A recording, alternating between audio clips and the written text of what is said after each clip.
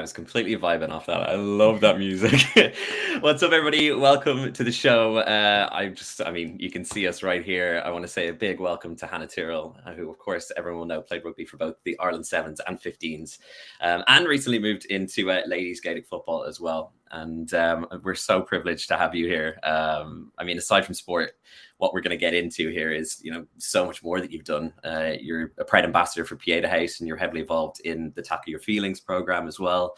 And I think mental health and sport, and also with GCN here as well, LGBT issues, they all go hand in hand. My own experience with it growing up as well. Delighted to be here, and delighted to be able to share my story, and hopefully people can get something out of it from what I have to say. We're going to definitely dig in. I want to say a big thank you to Sporting Pride and GOSHH and the North Tipperary Development Company as well. And of course, GCN for putting this all together. And if anybody wants to donate to GCN, all you have to do is text GCN to 50300 and it's €4. And a minimum of $3.25 will go to them. All right. Where do we begin? Can you tell me a bit about your initial love for sport in general? Because, I mean, like I said there, Gaelic, rugby, even soccer you played before in the past as well. I say soccer as someone who lived in Australia, football.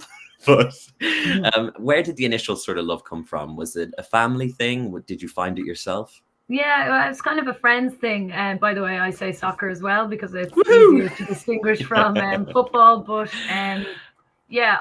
for me, it was mostly my friends. I was a little bit of a tomboy growing up, and my friends were mostly boys, and there was a local soccer team that just literally started up around the corner from us, just for our estate, Monksfield United, and the lads were joining in, and so I wanted to join in too. And I was only about 6 or 7 years of age, and we'd always played a little bit on the road here and there, but nothing really serious or properly competitive. And I just wanted to be part of a team and playing sport with my friends. And soccer was my first love, and I played it for a good few years, being the only girl on the team, and playing with all my friends and just having a great time. It was really where I fell in love with sport and fell into team sports. And for me, look, team sports and sport in general has taken me all over the world and has given me some crazy experiences. And it all started on the local pitch, down in Clondalkin when I was about 6 or 7 years of age.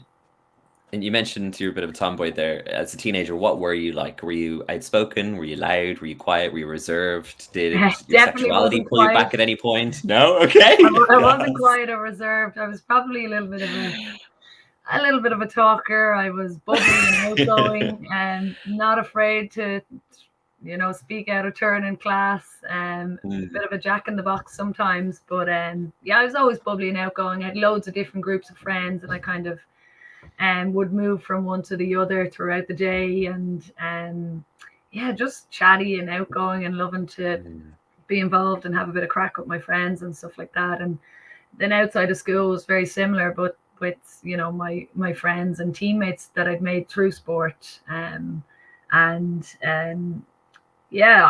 definitely wasn't quiet or reserved. There might have been periods throughout my life, but for the most part I always had a little bit of confidence to put up my hand in class, or to kind of have my opinion and have my say.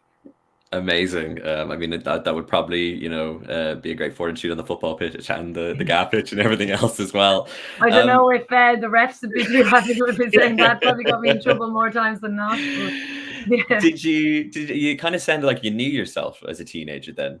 Were you kind of very aware of yourself and who you were, or was the outspokenness maybe a front for something? Yeah, no, definitely. Probably my confidence and cockiness probably at times as a teenager was definitely a front. It was probably the opposite of how I really felt, in that I actually probably had a lot of low self-confidence and self-esteem, and I put on this front of being happy and outspoken and having a great time and living a great life, when I was probably struggling with my own thoughts and feelings and understanding who I was, you know, as a teenager. And I had a huge feeling of not feeling good enough, you know, not a good enough friend or not a good enough daughter or sister or teammate. You know, I felt like I didn't do well enough in school, or that I wasn't achieving as much as I should have. You know, and I put on that front of, you know, a big smile, making jokes here and there, and tried to be outgoing to kind of cover that all up, because I didn't want to show anybody any weaknesses, you know. But on the inside, I definitely didn't actually have any confidence to back all of that up. And did you have any fears surrounding sport in general? Did that, or was that always an escape for you in that way? Yeah, no, for me, like, sport was always that escape, that safe space for me. And as I said, I started playing soccer when I was, you know, 6 or 7, and I fell in love with it straight away. And something in sport just clicked with me, that it was always just going to be something that made me feel happy. And as the years went by and I started to play Gaelic football in my early teens, you know, and I went on to have great success with Dublin underage, and you know, playing with my club around Towers, and then eventually when I moved on to rugby and you know, had my successes there. For me, sport has always just been such a positive in my life. And as I mentioned, it was definitely an escape for me when I was really struggling with my mental health. And the biggest thing I've gotten out of sport is not only obviously all the memories I'm able to look back on, but it's the friends and the teammates that I've made along the way, that, you know, long after I'm retired, you know, we'll still have those connections, we'll still have those friendships. And it'd be great to be able to meet up and look back on the memories and experiences that we had, and you know, be able to smile about it and pass those memories on to future generations. Completely. And you've got a lot of memories. We'll get into them. A Not lot of done yet. successes. Exactly, not done yet. When it comes to it, me as a teenager, I played football, and one of the main reasons why I sort of pulled out of that community and didn't want to be on a pitch anymore was that I was struggling with my sexuality, and those two things didn't coincide with me. They could never coexist. And that might be because sport in general is often perpetuated as this ridiculously masculine thing, which it's not, but masculinity gets placed on sport in that aspect. So when it comes to the female game, is there that same sort of struggle, or is it almost sometimes like expected that there might be LGBT people in women's sport, which is again another ludicrous assumption? I think it is a particular stereotype that, you know, women's sport, and in particular certain sports, for example rugby, you know, is stereotypically full of lesbians. And you know, while there are a number on the team, like, there are equally as many you know, straight people on the team as well. And it is very much expected from people usually outside of the sport who don't know too much about that sport itself. But for me, you know, I didn't figure out that I was gay until I was about 20, or my early 20s or so, late teens, early 20s. And, you know, and it all clicked into place. And I was like, oh, but, you know. That makes so much sense. Yeah, I was 19 as well. I was quite late. So. Yeah, but yeah, growing up for me, I never experienced any of that kind of negativity, I suppose, towards the LGBT community within sport. And, you know, even as I came towards my later teenage years, and I was playing for a fairly well-known soccer team at the time, and like, you know, we were winning FAI senior cups, and there was a number of girls on the team who were very openly gay. And that was kind of my first proper experience of being in a team with girls who were out and proud. And it was amazing to see, like, their bravery, I suppose, like, you know, because this is going back a few years, you know, I've gone on a few years of my life, and it wasn't such an open thing then, you know. And for me, like, I just was kind of like, geez, wow, like, fair play to them, you know. And they just lived life to the fullest, and they really opened my eyes in so many ways about how to be able to, you know, be proud of who you are. And, you know, it doesn't matter your sexuality, and, you know, nothing changes in that end. And for me, when I did come out, that team made it a lot easier for me, along with other teams I was playing with. But I knew that those girls would accept me for who I was and barely bat an eyelid. To be honest, the response would have been, Yeah, so what? Why are you telling me? I don't care. Like, Yeah, it was yeah, not even a yeah. thing. And yeah, like growing up, there was never any fear for me about coming out or, being gay in my sports teams, because I knew I'd be accepted. I knew those girls would accept me for who I Mm. was, regardless of whether they were straight or not. I was just another teammate, and it was all about, the performances you put on the pitch and the friendships you made off it. And that didn't matter whether you were straight, gay, bi, or whatever else. That's so wonderful to hear. When we talk about mental health, when was the first sort of moment that you remember thinking about your mental health and analyzing it in a way that you actually started to maybe understand it and create your own vernacular so that you could communicate about it? Yeah, so like, to be honest, I struggled with my mental health for a long time, probably nearly 10 years in my whole kind of teenage years, I suppose. And it probably started when I was about 12 or 13, but I didn't really know the extent of it then, or, what I really was struggling with. And I probably didn't come to grips with it or be able to communicate it until I was in my late teens. And I suppose it goes back to me just not feeling very confident about myself, not having a lot of self-worth, and like your teenage years, you're going through a lot already. Like, we had just moved house and not very far away, but it was still, I had to leave all, my childhood friends behind. Mm. I had just started secondary school, and I was told that I couldn't play soccer anymore with the boys team because it was too dangerous, and I'd have to go and find a For girls' them? team. Yeah, like, Yeah. I'd have to go find a girls' team, and I didn't know any local girls' teams, so there was a Yeah. lot of change and upheaval for me. And yeah, for me, I've always been a very, very ambitious person, and I probably, Mm. when I was a youngster, set the bar too high for I was gonna say, myself. did you Set put it sounds like you standards. put a lot of pressure on yourself from the Yeah, get-go. and like that was all me, and Mm. I just wanted to be the best at everything, and I realized that I can't be. I can be good at some things, but there are always going to be things I'm not good at. But I wanted Yeah. to be the best at everything, and I wasn't achieving all those targets, and I was getting really frustrated at myself, and I wanted to change like how I felt about myself, and I thought that by changing my appearance and my looks, that I might be able to change who I felt. And I started messing with my diet and with foods and everything else, and I ended up Mm. developing an eating disorder. And even then, I probably still didn't have the words to describe what I was doing. I just knew Mm. this isn't really something I should be doing, but it's the only thing that for now is making me feel a little bit better and feel a little bit more in control. And I started to self-harm along with that. And for me, the self-harm was like a form of punishment, again, for Mhm. failing to meet these targets and these standards I set for myself. And, that kind of tied in with my eating disorder. If I felt like I, didn't wake up the weight that I wanted, or I didn't, I ate something I shouldn't have, and I would get Mm. this overwhelming urge and desire to hurt myself, and that feeling wouldn't go away, until I did. And I just kind of got stuck in this cycle of my eating disorder and my self-harm. And as time went on, and as the years went by, my eating disorder and my self-harm began to get continuously worse and progressively Mhm. worse. And I completely kept this to myself because I was so afraid of what the outside world would say, and what my friends and family would say, what my teammates would say.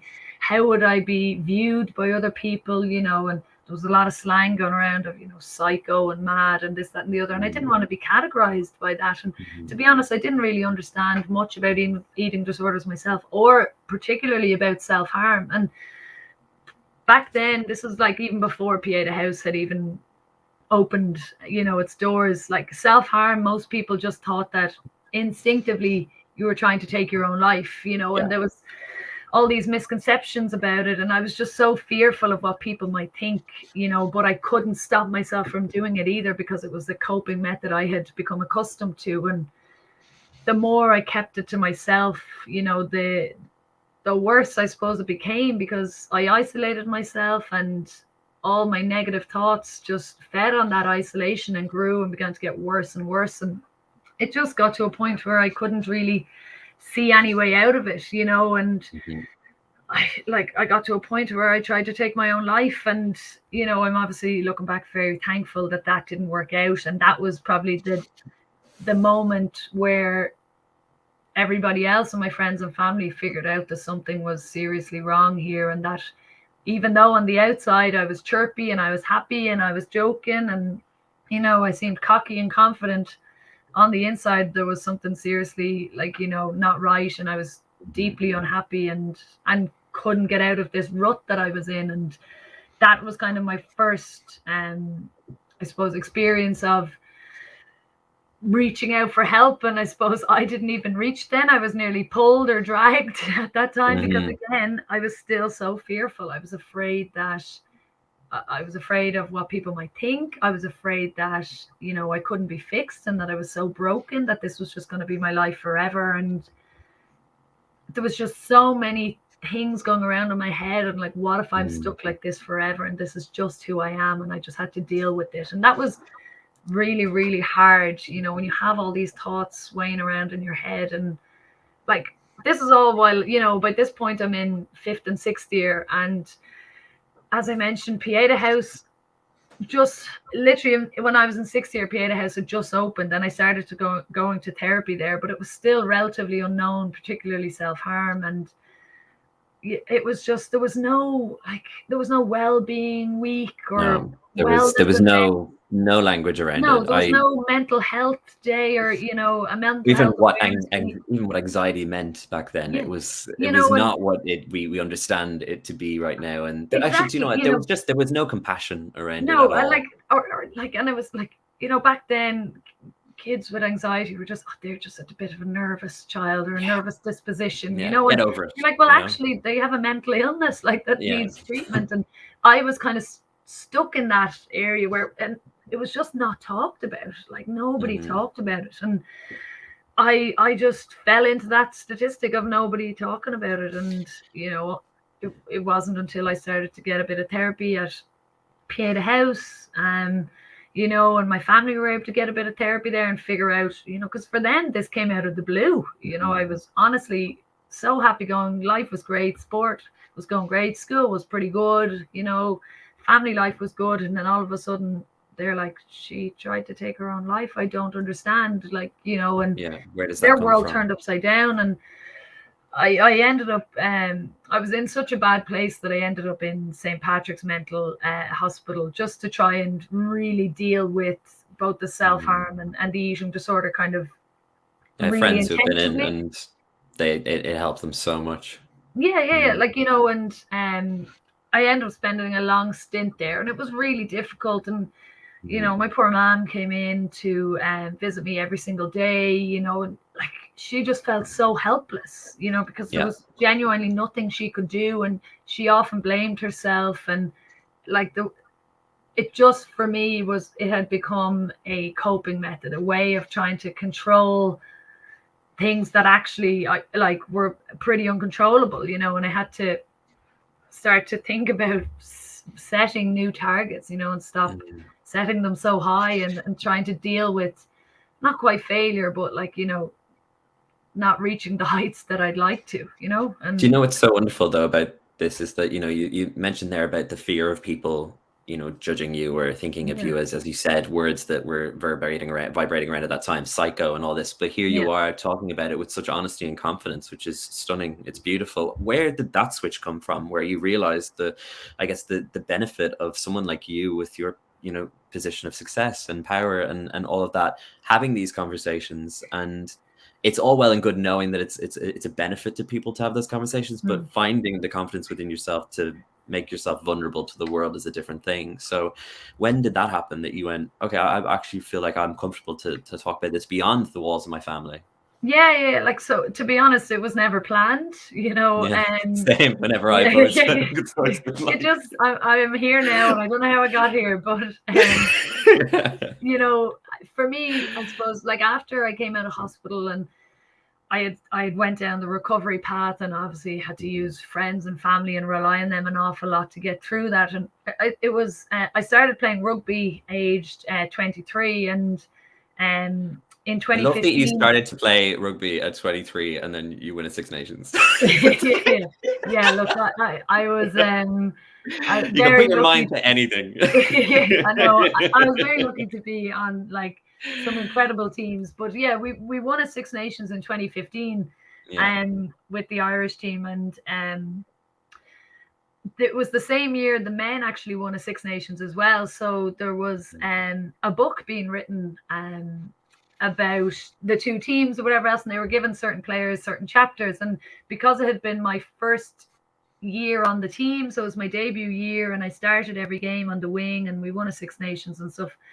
And you know, I hadn't been playing rugby very long. They wanted to do a chapter on me, so I had to do some, you know, discussions and interviews with the journalist or the author who was writing it, and she was kind of going through my, you know, sporting career, and there was a gap basically of where I had been in hospital for 6 months, and she was kind of like, oh, what happened here? There's just like a void where you didn't play any sports. That's really unusual. And I kind of was like, oh, well, actually I was in hospital here for a period of time or whatever. And we got talking about my mental health, and she was like, look, obviously I won't put that in, you know, if you don't want it. And kind of just went, like, I was what, 25 then, so it was a couple of years recovered, and I just said, look, you know what, throw it in, like, you know, no big deal, not expecting too much to come from it. But from that, obviously when the book was being published and released, there was a couple of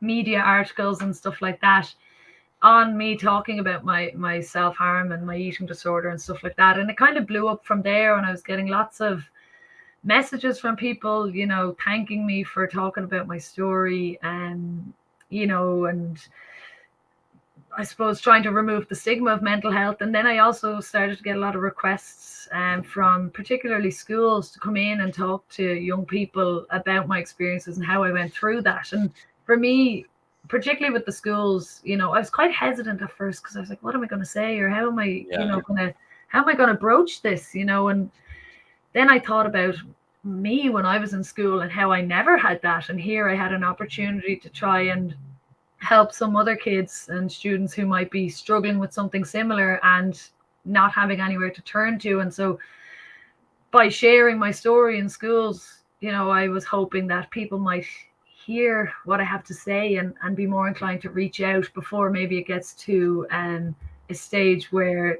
you know, they need even more urgent professional help. And it kind of just expanded from there. More and more people have been asking me to share my story, and it's lovely, and it's really heartwarming to hear people reach out to you and kind of thank you and say, you know, you've encouraged me to go back to therapy, or to, you know, tell my mom that I'm struggling, or reach out to a guidance counselor. Like, and it feels really nice. And I honestly didn't like, I didn't know what to expect from it, but to hear people at least trying to get help, it is really, really nice to hear. And, you know, I wish I had had somebody who was able to come in and tell a story like mine when I was in school, because maybe I wouldn't have went through, you know, as much as I did. And for me, I kind of find telling my stories quite therapeutic at times. And it's funny, my wife a few years ago, so we didn't meet till 2012 or 2013. So I was kind of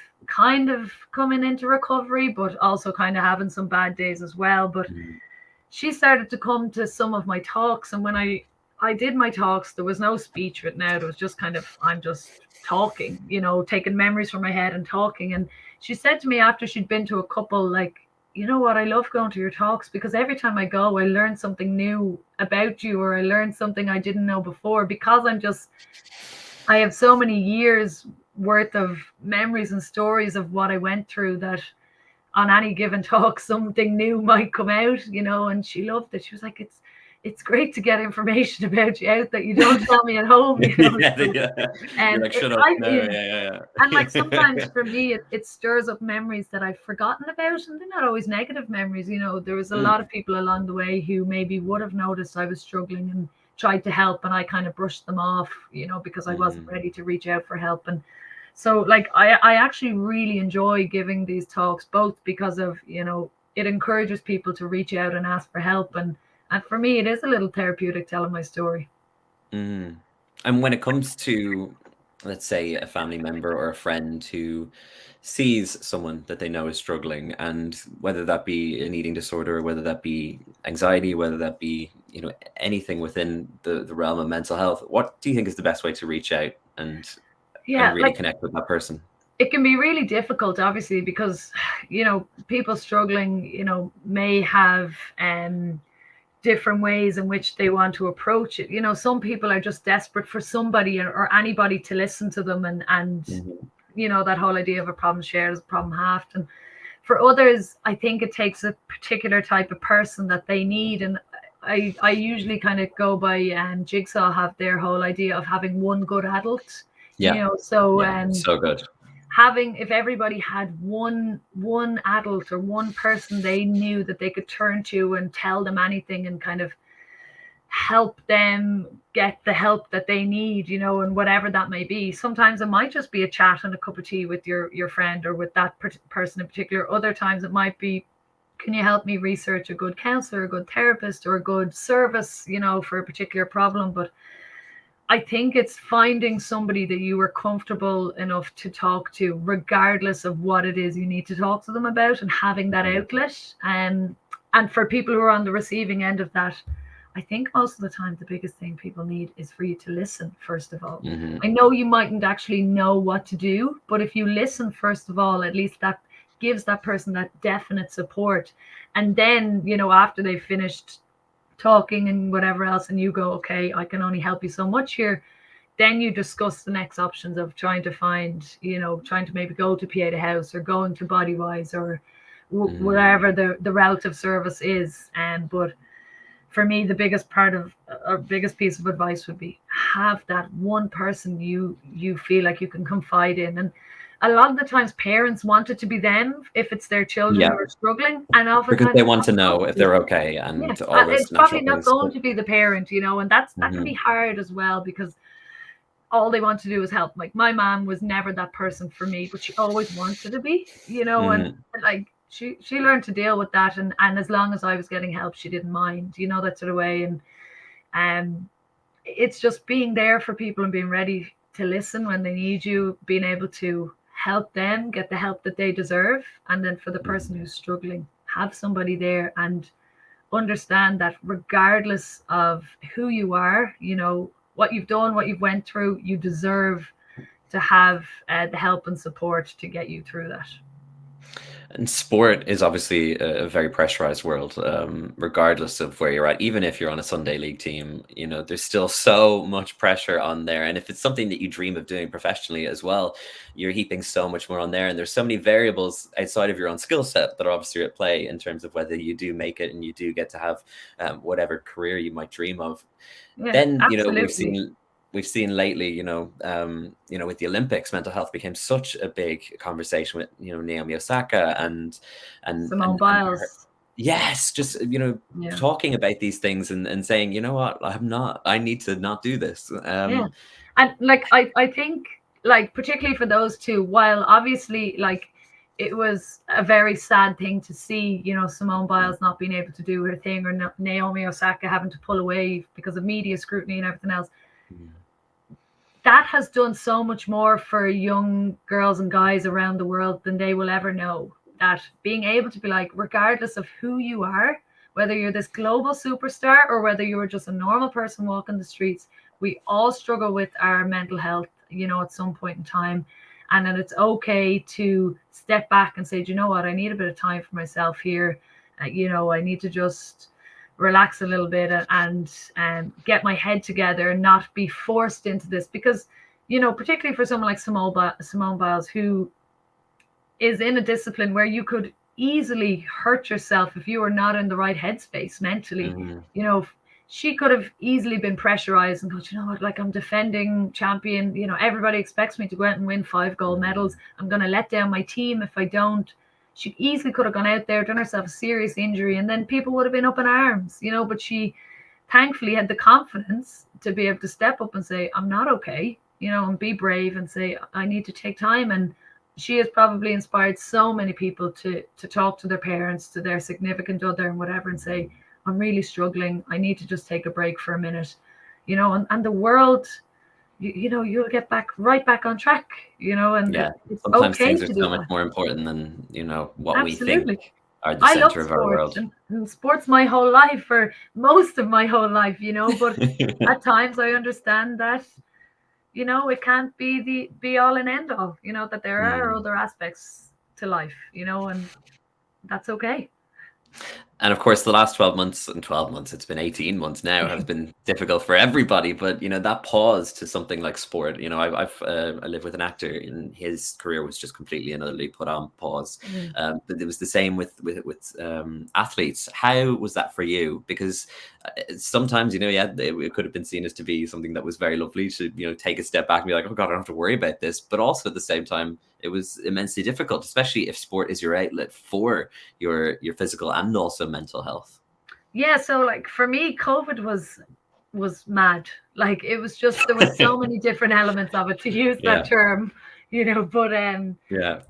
When COVID hit initially, I was still with the Irish Sevens team, the Irish Sevens rugby team, and so we were training. Like we used to train Monday to Friday, like nearly like a full-time job, and so when COVID hit and we weren't allowed to train together and our tournaments were cancelled, like we went from training every day all the time up in the Abbottstown, the new arena up there, to being at home all the time. And we also went from a period of, for the 6 years before COVID hit, we would travel abroad constantly, for about 1 week every month, and all of a sudden that stopped. And for that kind of first COVID hit from, March to August, September, that was the longest period I had been at home completely in like 6 years or something like that, because I was constantly jetting off, and it was difficult. We still were following a training program, and even in lockdown, so that kind of again was an outlet for me. We were provided with equipment and runs to do and stuff like that, and while it was tough,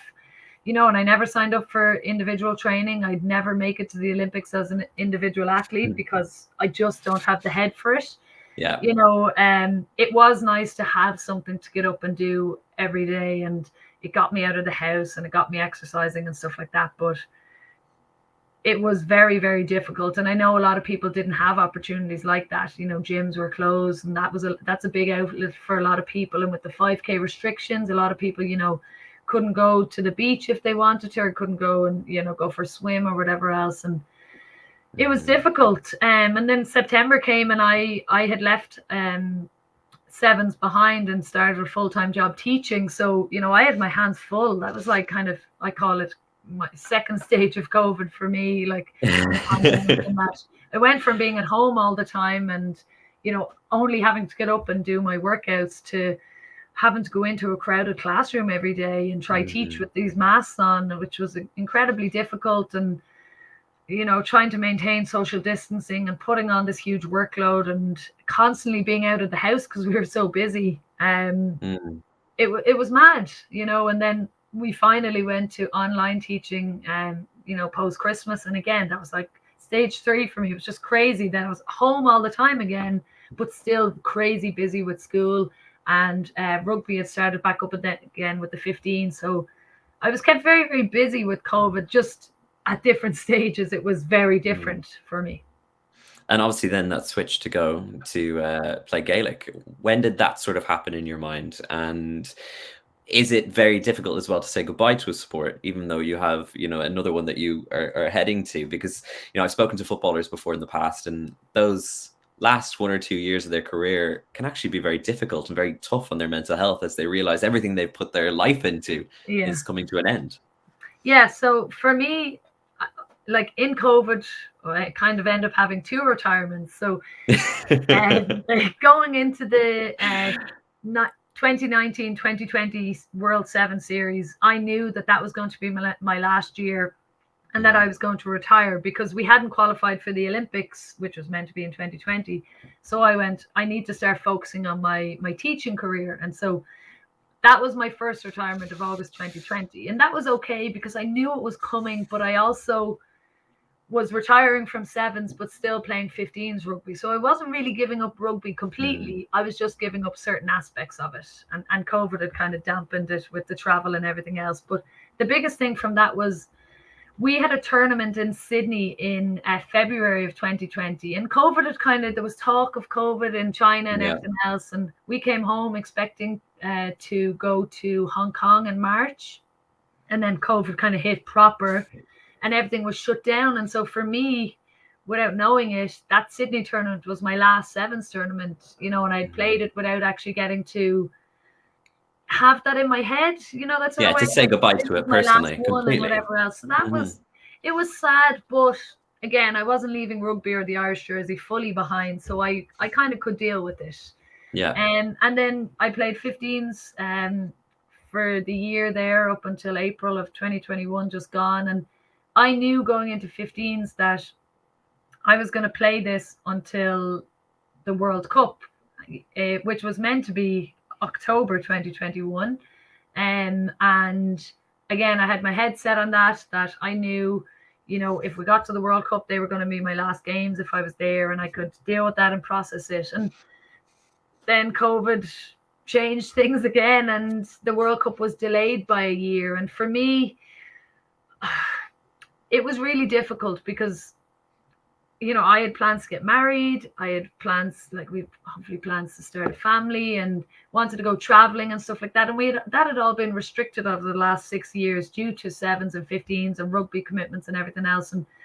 And I finally had to pay some attention to my wife and give her a bit of priority, As you said, your wife, so you did get married. Yeah, finally. Yeah. But so when it was announced that the World Cup was going to be delayed by a year, I had to think really long and hard about whether I could commit to that for another 18 months, because I had initially gone, I've only 6 months of my rugby career, I can commit to that and put everything into it and then, be happy. Can I do that for 18 months? And bear in mind, with the 15s, it's completely amateur. So I was going to school, working, Monday to Friday, doing my training sessions midweek. But then the Irish 15s team spend nearly every weekend, like Friday, Saturday, Sunday, in camp training, away from their family, away from their friends, away from any socializing and all that sort of stuff. So could I do that for another 18 months and miss parties, miss other weddings, miss trips away and all that sort of stuff, when I'd kind of promised that I would finish in 6 months? And I played the Six Nations, and I went into the last game going, you know what, this could be your last game, so cherish it. I hadn't made a decision, but I just went, just in case it is, cherish it, really experience it for what it was, enjoy it. And when the game ended, I was in floods of tears, and we'd won the game, and everyone was like, why are you crying? We won. Like, and I was like, well, and I couldn't stop. And there were these they were just such tears I couldn't even begin to imagine, and it kind of came out of nowhere. And I sat on the pitch for a while after everyone had gone back in, and I hadn't made my decision still, that wasn't even in my head. I just couldn't stop crying for some reason. Over the next couple of weeks after that, I kind of just thought about it and went, I to be honest, I can't commit to this for this long. And so let's do something else. I obviously made that decision to retire. And last year, in the summer, when COVID was really hitting, there was no rugby whatsoever being played. So I was like, can I go off and play Gaelic football? I haven't played it in a long time. And they were like, rugby, were like, yeah, great, go on, keep fit, happy days. There's no rugby, there's nothing, whatever. So go. And I loved it. And I'd always had intentions. I played with Dublin underage when I was under 14, under 16, under 18, and I left Gaelic in Dublin to go join the rugby team and the Irish team. And so I always wanted to go back. Now, when that was going to be, I genuinely never knew. Like myself and Lindsay Pete in the Irish camp were always like, oh, I'd love to go back to the Dubs, and I'd love to have a kick around the game, whatever else. But did we ever think it would happen? Who knows? And when I retired, and Dublin were there, and it just came two and two together. I wanted to play for Dublin, Mick wanted me on the Dublin team, and it just tour de force. I had a free summer, and it happened, and it was great. And it was really refreshing and really enjoyable. And it wasn't a huge time commitment. You know, I was still able to have a life over the summer and get married and get married you know, and yeah, start absolutely. that other career as well. I'm going to say, if anybody's watching, they want to ask any questions, do put them in the chat, and then we can get to those in a few. You mentioned being in a classroom there, and obviously there was so many more pressures this year with COVID about being in a classroom. But for you, that connection with young people and being with them, and I don't know what age. I'm secondary school. Your secondary school, so very, very huge in terms of development. And I know, well, going back into a classroom is very different. It's a weird experience. I went back and did the Leaving Cert 2 years ago for a documentary where we kind of looked at the system again, and I was 28 and I was like, but for me, it was just such a learning experience about the emotional intelligence of young people and how much respect we need to give them as well, especially, as you said a little bit earlier on, with how far their generation has come when it comes to things like mental health, when it comes to things like sexuality, when it comes to acceptance and lack of discrimination. Yes, there is still elements of that are in classrooms, but the world is definitely moving on. For you, what have you learned from your students and from being in that environment again about all those topics?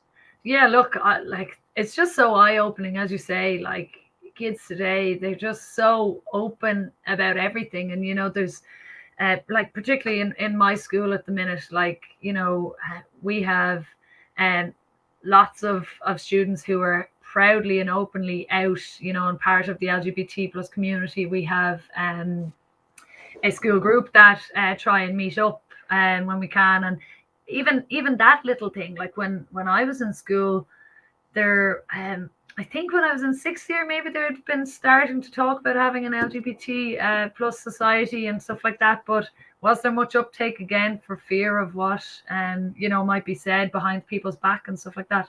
You know, it's just great to see. And even, like, you know, they're just so open and aware of everything that's going on.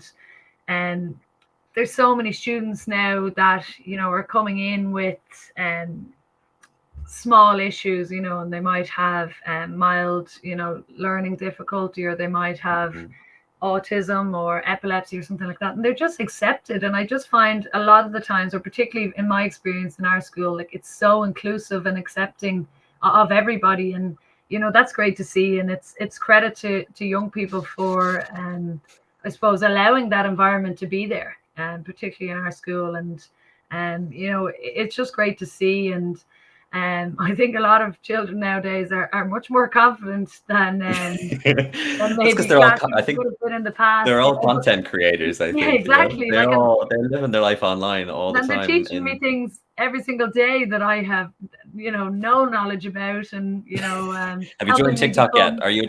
I'm on TikTok, and hey. the kids are trying to help me out there and that. But, like, you know, they're so accepting. Even, like, you know, when I got married and stuff like that, a lot of them, because it was around the media and stuff like that. When I came back to school, the amount of students coming up to me and saying, like, congratulations on your wedding. And there was no, like, mention of, like, you and your wife or, you know, anything else. It was just like, congrats on your congratulations on your gay wedding. I get you. You know, like, it was great to see that it wasn't even an issue, it wasn't even mentioned. Amazing. And, like, yeah, I love working with my students. I definitely use that whole idea of, you give me respect and you'll get it back. And I try to create a really friendly and relationship full of jokes and banter, so that kids feel at ease and safe in my classroom. And, you know, I have had students come up to me and tell me that, you know, they're very open about their sexuality in my classroom because they feel confident in that. And, like, I don't know, do they know if I'm gay or not? I don't hide it, but I don't obviously openly express it either, you know. But it's great to have that safe environment for them in our school. And I presume, or I'd like to hope, that that's what it's like in most schools across the country. Amazing. Absolutely incredible. You have worked with Pieta House, obviously on the other side of availing of their services in the past. How would you best describe what they do offer, and I guess the importance of an organization like Pieta House in a country like this?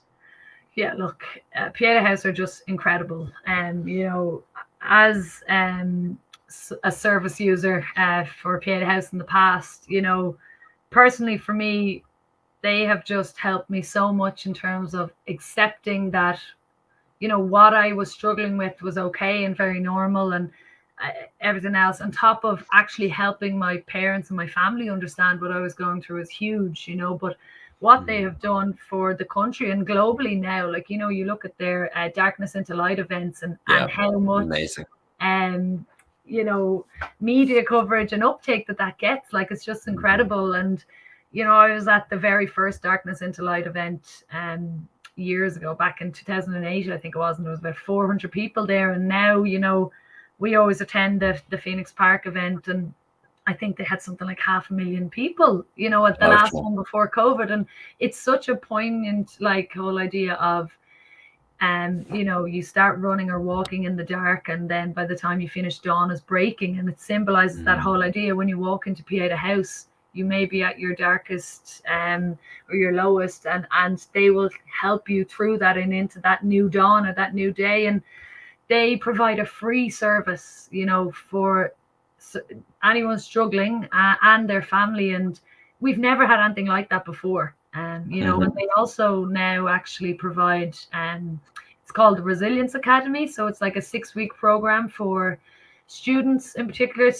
first and second year students, where they will actually send people into schools and to teach them about resilience and teach them about certain coping methods and how to deal with problems, and kind of hit the nail on the head early enough so that these problems don't, manifest into something much more serious, to the point of, it kind of being an emergency. And I think that's a great idea, particularly with young people, because a lot of us don't actually learn to deal and cope with our emotions and cope with problems, and like, to be able to get to young people early and teach them that will hopefully really stand to them later in life. And hopefully, as a society, things will start to change in terms of our acceptance and how we deal with things. And that will obviously then ease, pressures on the HSE and their mental health facilities as time goes by. So Pieta House have been an incredible charity, for lots and lots of people. And I was so grateful to be able to give back and join them as an ambassador when they asked, because they have given so much to me. And would I be here without them? Who knows? Like, but probably not. Yeah. Someone said there, do you think that supports are more easily accessed now than they were 10 years ago? I think definitely. But what would your opinion kind of be? Yeah, look, well, definitely. Like, as I mentioned, Pieta House was only set up in 2006. So I know that is, obviously 10 years ago or so, but it still wasn't quite well known. They just had one centre in Luke, and then they now have numerous centres in Dublin, as well as Cork, Galway, the Midwest, and whatever else. You look at Jigsaw and all the work they're doing.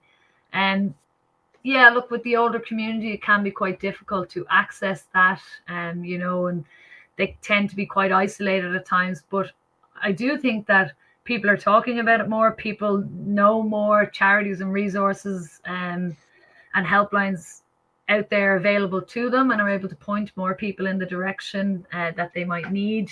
We're not there yet, but I definitely think it's improved in the last 10 years, and will hopefully continue to improve. And again, we will continue to remove that stigma around mental health.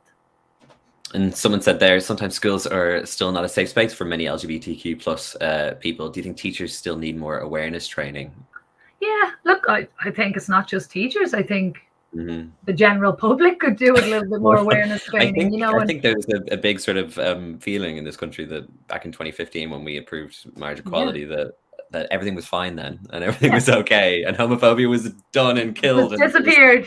There's no more. But I mean, that's just not the case. And no, it's not the case. And look, obviously the whole general public could do with a little bit more awareness, but yeah, particularly in schools. And look, I understand that it can be difficult, particularly if you're in a religious school or religious organization, and there are members of certain communities who may not agree with that, or not everybody is going to agree with your sexual orientation and views. But like, at the end of the day, particularly for young people, like, they're just trying to grow up in a world that is already ridiculously hard to live in, with the explosion of social media and everything that comes with that and all of that. Like, I just feel like we need to give them the tools to succeed and the confidence to succeed with that, and if they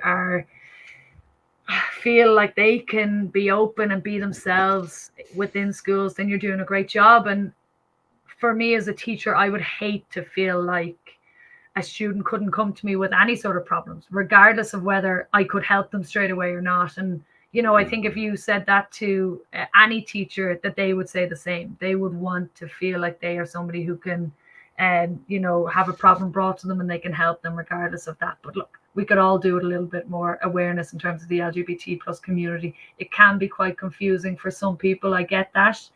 You know, but look, you can always just use Google as well. There's plenty of resources out there. Majorly. I think that's just about it. I just want to say congratulations on everything in your career, but also your openness. I think it's something that the world is in debt of, people in positions of power like you and who have gone through systems and success like you have, to speak out and just be that self-aware themselves, so that other people can make those own, I guess, decisions about themselves and how they can heal. And because I think when it comes to it, you know, you mentioned something earlier, and that is the word broken. When you are, you know, at your worst and you feel like there's nothing, you know, that you can't get any better, you do feel like you're broken and you can't be fixed. But I think the key is it's just you're not well, and there's no break there. And I think it's so wonderful to hear. Someone said, what do you think male teams sport can learn from female team sport about acceptance of LGBTQ plus people? A lot. Yeah, look, I suppose. Do we have another hour? Look, I suppose if you're looking at like, if you look at the big teams, let's say the USA women's soccer team, there is plenty of members on that team who are out and openly proud, and they're not afraid of what that's going to do to their reputation or, you know, sponsorship deals, whatever else. And I think there's a big fear around, I suppose, men and male sports, that if, you know, a guy was to come out, that one, you know, that guy or that professional would obviously lose a lot of followers, lose a lot of sponsorships and money from that. Other teams wouldn't want to sign him, and his career may be affected by that. You know, I would think it's the intimidation within a stadium that would be the exactly real. Like, and with those huge crowds, unfortunately, you'll always get sections that are not below saying some horrible things that would not be nice to hear. For the sake of saying them, not even that they're even meant or in any way. Exactly. It's just, what can we pick on that makes this person weak? Yeah, exactly. Is what we think that will, you know, be able to dive a knife in. Yeah. And there's that perception also, like, and I would hope that's also changing, that, you know, like a guy in the changing room who was gay would be looking at all the other guys. You know, that's just silly nonsense that, you know, people need to get over. But I think it is changing a little bit. You obviously have Gareth Thomas, you know, the Welsh rugby player who came out, you know, in recent years. And in GA, of course, we've had. Yeah, like, and unfortunately, like, in some ways, obviously, they felt like they had to wait until they were retired to come out, you know, and that's something I'd love to see changing. And I think recently there was actually an NFL player, Carl Nassib, who plays for the Las Vegas Raiders, who's actively still playing in the NFL, who came out as gay. And particularly in a country like the USA, where, you know, you could face an awful lot of backlash for that, it was an incredibly brave and strong thing to do. And, you know, hopefully a lot of people and young boys in particular, and maybe not even young boys, guys of all ages, can kind of take confidence from that and go, if this superstar playing in the NFL can come out as gay and, you know, still thrive and succeed, you know, maybe I can find the courage and passion to do that and come out to my football teammates or my, you know, whatever sporting teammates and whatever else. And we just need more people to do that, and it will just not become a thing anymore. Like I said, I never really had to come out to girls on my soccer team, you know, because half of them were gay anyway, and it just wasn't a thing. They genuinely would have been like, why are you telling me? You know, like, you know, so that would be great to change. It's been an absolute joy. Congratulations, absolutely, on everything, like I said, that you've achieved across so many sports. Is there any sport you want to tackle next, or is this it? No, I think I'm all right for GAA for now. I'm good. Yeah, well, plenty more success ahead. So thank you so much for being so open and for having this conversation. It was great to talk to you, Stephen. And I want to say a big thank you, of course, to GCN as well, and everyone else involved in getting this together, like the Tipperary Development, North Tipperary Development Company, and GOSHH as well, and Sporting Pride. And of course, like I said earlier, you can text GCN to 50300 to donate €4, or you can visit their support page, and the service provider for that is LIKECHARITY. Thank you so much, and thank you so much to everybody for joining us as well. Have a great evening. Hannah, you're an absolute star. Thanks, guys. Really appreciate it. Bye. Hi there. I'm just going to share some information with you on supports available to LGBTI plus people living in Tipperary. And just a quick word of thanks as well to the North Tip Development Company, the Social Inclusion and Community Activation Programme, and Tipperary County Council for getting behind this event. So if you are living in Tipperary, one of the first point of contacts could be GOSHH, which stands for Gender, Orientation, Sexual Health and HIV. GOSHH cover North Tipperary, Limerick and Clare. So you can phone them on their confidential helpline on 061 316661, or you can email info@goshh.ie for more information. If you're based in South Tipperary, you can contact Jared Sweetman on 085 854 1514, or you can email Jared on jared@clonmelcrc.ie. As you know, August is a month of Tipperary Pride this year. So if you want to find out more about what's happening, you can phone them on 086 264 2892. You can also find them on Facebook by searching for @Tipperary LGBTQ Pride, or you can email them at pridetipperary@gmail.com. And finally, if you are in North Tipperary, there is the North Tipperary Development Company. Joanne is their community support worker. And Joanne can be reached on 087 369 7922, or you can email her at jmccarthy@ntdc.ie. So stay safe and enjoy the rest of the Tipperary Pride celebrations.